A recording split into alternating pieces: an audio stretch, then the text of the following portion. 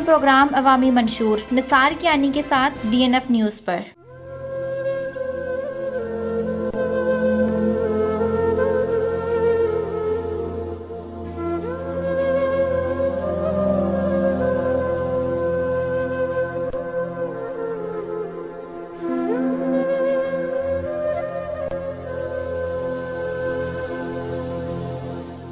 بسم اللہ الرحمن الرحیم۔ روزنامہ نیل فیری کے digital plate form DNF news کے پروگرام عوامی منشور میں نثار کیانی آپ کو خوش آمدید کہتا ہے۔ آج ہمارے اسٹوڈیو میں گیسٹ ہے نثار شاہ ایڈوکیٹ، یہ چیئرمین ہیں جموں کشمیر عوامی ورکر پارٹی کے، اور آج ہم ان سے گفتگو کریں گے یوم مزدور کے حوالے سے۔ شاہ صاحب، ہم آپ کو اپنے اسٹوڈیو میں خوش آمدید کہتے ہیں۔ آپ یہ بتائیں کہ یہ یوم مئی جو ہے اس کا تاریخی پس منظر کیا ہے، اور آج کے دن کی اہمیت اس کے حوالے سے آپ ہمارے ناظرین کو بتائیں۔ محترم جناب نثار کیانی صاحب، سب سے پہلے تو میں نیل فیری ڈیجیٹل میڈیا کی پوری ٹیم کا شکریہ ادا کرتا ہوں، اسپیشلی آج کے دن کے حوالے سے جو مزدوروں کا عالمی دن ہے، آپ نے یہ پروگرام کیا، یہ بھی یقیناً مزدور دوستی کا ایک بہت بڑا ثبوت ہے کہ مزدوروں کے جو ایشوز ہیں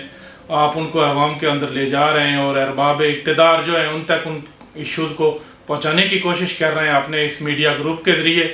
تو میں اس حوالے سے ایک مرتبہ پھر آپ کا شکریہ ادا کرتا ہوں۔ آج کا جو دن ہے، آپ کو پتہ ہے کہ آج پوری دنیا میں جو ہے مزدوروں کا دن جو ہے عالمی دن کے طور پہ منایا جا رہا ہے۔ اس دن کی جو اہمیت ہے اس کو تاریخی اگر پس منظر میں ہم دیکھیں تو یہ دن جو ہے 1 مئی 1886 کی جو مزدور تحریک تھی اس کی یاد میں منایا جاتا ہے، اور پوری دنیا میں منایا جاتا ہے۔ 1 مئی 1886 کو امریکہ کا ایک شہر ہے شکاگو، جہاں کے صنعتی جو علاقے تھے وہاں مزدوروں کی بہت صورتحال خراب تھی۔ اس وقت پوزیشن یہ تھی کہ مزدور 18 گھنٹے جو ہے نا کام کرتے تھے، ان کو کسی طرح کے کوئی بینیفٹس حاصل نہیں تھے، وہ ایک مشین کی طرح جو ہے ورک کرتے تھے۔ تو نہ ان کے پاس جو اتنا ٹائم ہوتا تھا کہ وہ اپنی فیملی کو دے سکیں، اپنے بچوں کے ساتھ کچھ ٹائم گزار سکیں، وہ بالکل مشین کی طرح کام کرتے تھے، لیکن اس کے مقابلے میں جو ان کو اجرت ملتی تھی وہ بہت ناکافی تھی، اس سے ان کی ضرورتیں پوری نہیں ہوتی تھی۔ تو اس لیے مزدوروں کے اندر یہ احساس پیدا ہوا کہ وہ اپنے حقوق کے لیے جدوجہد کریں اور کچھ اپنے مطالبات منوائیں، اور وہاں سے ایک تحریک کا آغاز ہوا، جو تحریک جو ہے مزدور تحریک کی بیسکلی بنیاد بنی۔ تو اس تحریک کے نتیجے میں پھر بہت سارے مزدور شہید بھی ہوئے، ان کی قربانیاں جو ہے اس تحریک کے اندر خون کی قربانی ان کی لگی ہے، جس کے نتیجے میں جو ہے ان کے پاس اس وقت ایک سفید پرچم تھا، جس پرچم تلے وہ اپنی جدوجہد کر رہے تھے۔ تو پھر مطلب وہ تحریک اتنے عروج پہ پہنچی کہ ان کا وہ سفید پرچم بھی لال ہو گیا ان کے خون سے۔ تو اس کے بعد جو سرمایہ دار تھا اس نے ان کے مطالبات کو تسلیم کیا، اور پھر ان کا جو اوقات کار کا جو ٹائمنگ تھی اس کو کم کیا گیا۔ اسی طرح اس کو مزدوروں کو کچھ بنیادی سہولتیں دی گئیں، اور مزدوروں کی محنت کی عظمت کو جو ہے تسلیم کیا گیا۔ تو اس دن کے بعد سے یہ دن پورے دنیا کے اندر جو ہے نا عالمی دن کے طور پہ منایا جاتا ہے۔ تو آپ کے کہنے کا مقصد یہ ہے کہ 1 مئی 1886 کے مزدوروں کی یعنی جدوجہد کا نتیجہ ہے کہ آج جو پوری دنیا میں جو مزدور 8 گھنٹے کی ڈیوٹی کرتے ہیں تو وہ ان کی قربانیوں کا ثمر ہے۔ آپ کے کہنے کا مقصد یہ ہے؟ جی بالکل، یہ اوقات کار اسی جدوجہد کے بعد جو ہے طے ہوئے تھے کہ 8 گھنٹے کام، 8 گھنٹے آرام، اور 8 گھنٹے جو ہے نا اپنے بچوں کے ساتھ۔ اچھا، یہ اس کے بعد جو مزدوروں کے متعلق جو قوانین سازی ہوئی، اس کے حوالے سے آپ کیا سمجھتے ہیں کہ اس کے بعد یہ ارتقائی عمل شروع ہوتا ہے کہ اور اس کے اوقات کار کے بعد جو دیگر بینیفٹ ہیں مزدوروں کو؟ یہ بیسکلی یہ بنیاد تھی کہ مزدور کی محنت کو تسلیم کیا گیا، اور یہ بات تسلیم کی گئی کہ مزدور جو ہے وہ بھی ایک طبقہ ہے اور اس کے کچھ بنیادی حقوق ہیں۔ اس کے بعد پھر مرحلہ وار جو ہے یہ سلسلہ شروع ہو گیا، مزدور اپنے مطالبات کرتے رہے۔ پھر ایک جو آپ کو پتہ ہے سوشل ڈیموکریٹک جو اسٹیٹس ہیں، اسکینڈینیوین کنٹریز ہیں، یورپ کے اندر بہت سارے ملکوں کے اندر پھر مرحلہ وار مزدوروں کے جو حقوق کے حوالے سے قوانین بنتے گئے، اور وہ قوانین جو ہے آپ کہہ سکتے ہیں کہ جب سوویت یونین کا ریولوشن آیا 1917 میں، تو اس کے بعد تو باقاعدہ ایک مزدور ریاست قائم ہو گئی، اور وہ مزدور ریاست قائم ہونے کے بعد پوری دنیا میں جو ہے سرمایہ داری ورسز ایک سوشلزم، ایک طرح کی نظریاتی کشمکش کا آغاز ہو گیا۔ تو پھر اسکینڈینیوین جو کنٹریز ہیں ان کے اندر بھی بہت سارے ملکوں کے اندر مزدوروں کو بنیادی حقوق دیے گئے، ٹریڈ یونین کا ان کو حق دیا گیا، ان کو social security, old age benefit, اسی طرح بہت سارے اور جو ہے حقوق مزدوروں کو ملے جو عدالتوں کے ذریعے بھی وہ حاصل کر سکتے تھے اور اپنی ٹریڈ یونین کے ذریعے بھی حاصل کر سکتے تھے۔ جس طرح آپ نے بات کی کہ 150 سال پہلے جو مزدوروں نے اپنی جدوجہد کی تھی، اس کے نتیجے میں پوری دنیا میں عالمگیر سطح پہ مزدوروں کو حقوق ملے، لیکن ہم دیکھتے ہیں کہ آج بھی ہمارے ملک کے اندر ٹھیکیداری نظام ہے، مزدوروں کے اس طرح کے کوئی اوقات کار نہیں ہیں، ان کو ریٹائرمنٹ پہ پینشن نہیں دی جاتی۔ بعض اب آپ دیکھیں چھوٹے ہوٹل ہے جہاں پہ 40-50 امپلائی ہوتے ہیں، جب وہ اس ہوٹل سے پوری زندگی ایک مزدور کام کرتا ہے، 8-8 12 گھنٹے اس سے کام لیا جاتا ہے، لیکن اگر EOBI کی پینشن کے لیے وہ ان سے لیٹر مانگتا ہے کہ آپ ہمیں لیٹر دیں، تو وہ لوگ جو ہے وہ ہوٹل مالکان، اس طرح چھوٹے چھوٹے جو ادارے ہیں وہ بڑا بدترین ایکسپلائٹیشن کرتے ہیں محنت کشوں کا۔ تو یہ چیز آپ کیا سمجھتے ہیں کہ آج کے حالات اور آج سے 150 سال پہلے کے جو محنت کش کے حالات تھے کچھ ملتے جلتے نہیں ہیں؟ کیونکہ ہم دیکھتے ہیں ہماری روزمرہ کی روٹین میں ہمیں بہت سارے کیس ایسے سامنے آتے ہیں۔ دیکھیں اس سارے عرصے کے دوران جو 150 سال کا عرصہ ہم کہہ رہے ہیں، بہت سارے فیزز ہیں اور ان فیزز کے اندر جو ہے مزدوروں کو حقوق ملے ہیں، لیکن گزشتہ جو 30 سال کا جو پیریڈ ہے، اس پیریڈ کو چونکہ سرمایہ داری سے ہم ساری چیزوں کو کمپیئر کرتے ہیں کہ سرمایہ داری نے کب اور کس مرحلے پہ کیا حقوق دیے اور اس کی وجوہات کیا تھیں۔ اس کی بنیادی وجوہات یہ تھیں کہ مزدوروں نے جب اپنی تحریک تعمیر کی،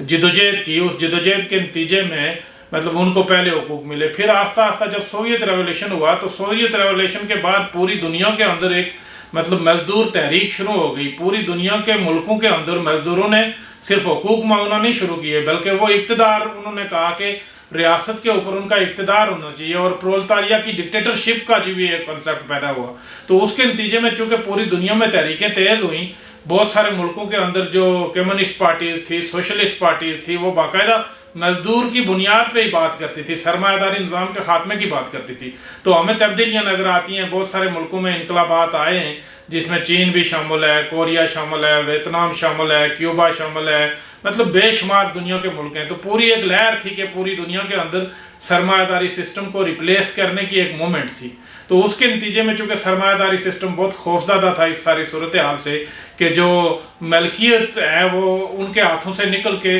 ریاست کے جو ہے ہاتھوں میں جا رہی ہے، تو سرمایہ داری نے بہت ساری ریفارمز کی مزدوروں کی اس موومنٹ کو روکنے کے لیے۔ لیکن جب سوویت یونین کا ڈیبیکل ہوتا ہے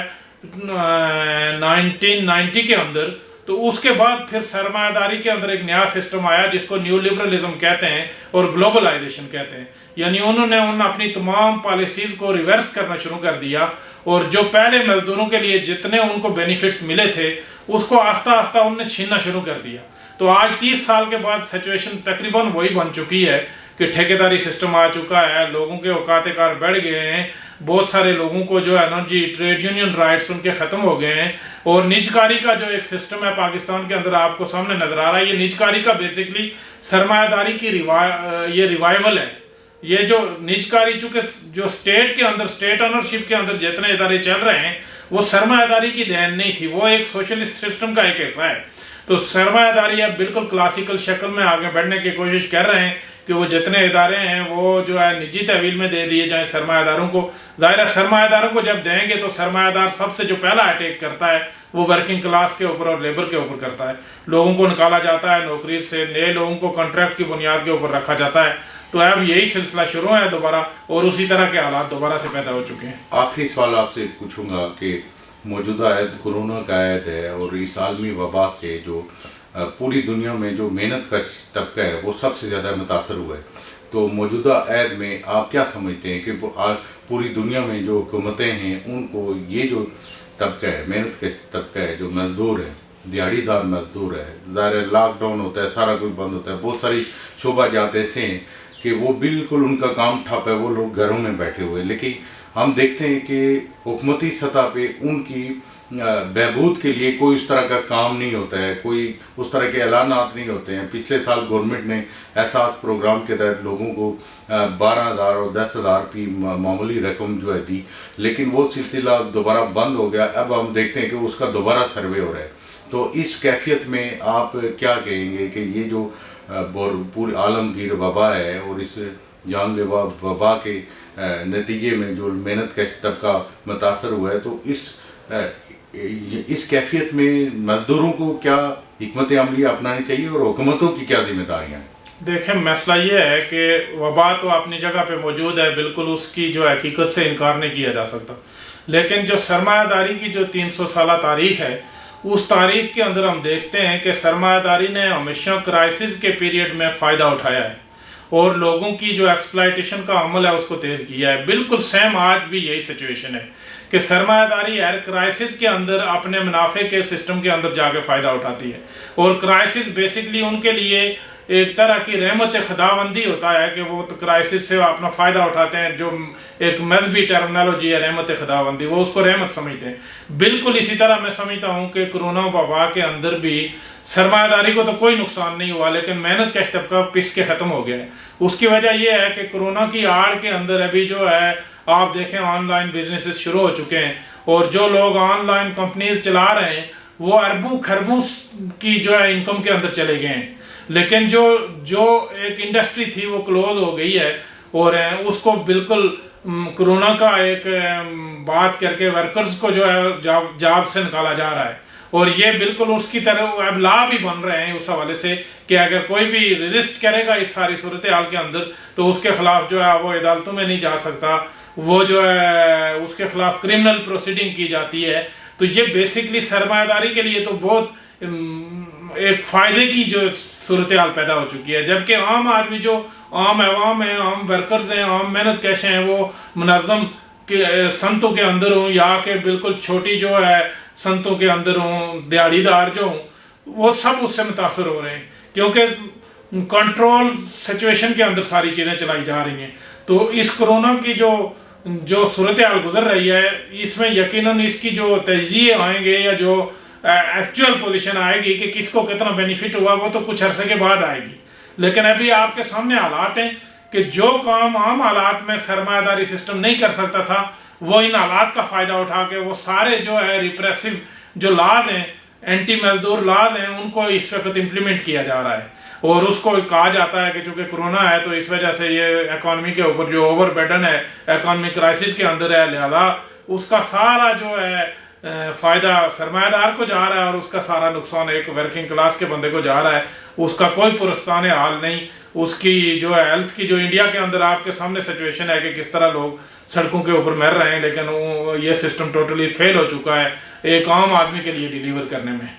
بہت بہت شکریہ ناظرین، آپ نے نثار شاہ ایڈوکیٹ صاحب کی گفتگو سنی، اور آج جس طرح ان کی گفتگو سے یہی محسوس ہوتا ہے کہ 1886 کے جو مزدوروں کے حالات تھے وہ اسی طرح کے حالات ہیں، اور اس کے